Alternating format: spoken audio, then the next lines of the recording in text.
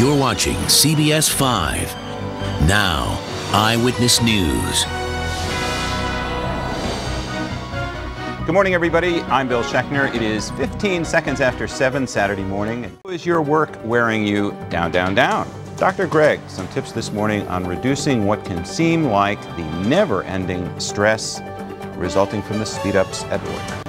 From problems on the road to problems at the desk, the subject is office crises. And there's a speed-up at work, we all know that. Folks spend so much time, however, putting out fires, they don't have time for the real job sometimes. So how do you extinguish this problem? Our career expert today plays fireman, Dr. Greg Ketchum, to the rescue. Good morning, Bill. You know, the number one complaint that I hear in the office is about people having to work in constant firefight mode. You know that feeling of having to deal with a constant stream of high priority tasks that have to get done now. Well, you can never get out of firefight mode completely, but there are some things that you can do to get a greater sense of control over your day. Let me give you some examples of the costs of staying in firefight mode and of the benefits of moving out of it. In terms of the costs, number one, there's constant and high stress. Number two, you may get to the urgent tasks, but not necessarily the important ones. And number three, events control your day rather than you exercising control.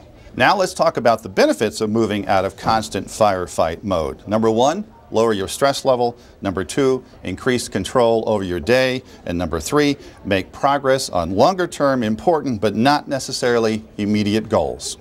You may say, okay, Dr. Greg, we're with you. Well, here are some action steps that you can take to get more control over your day and to move out of constant firefight mode. Here are some action steps. Number one, make the commitment. Don't just talk about it, do it. Make sure you're not fooling yourself and paying lip service to changing. Number two, inventory and rate your task. That is, make a list of all your tasks, including the ones you should be doing but aren't, and rate them from 1 to 3, with 1 being a high priority, 2 medium, and 3 low priority. Number 3, set aside time for high priority items. Make sure you focus your most productive time of the day on the number 1 items rather than the urgent number 2 or number 3s. Number 4, clear off your desk at day's end.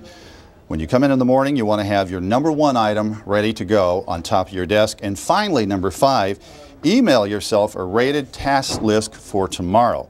Check off the completed items, add in any new ones, and send the prioritized list to yourself as an email. Print it out in the morning and use it as your guide. If all else fails and you find yourself still fighting fires all the time, you may try doing this. Talk to your employer about working 1 day at home, because there are going to be far fewer fires on the home front.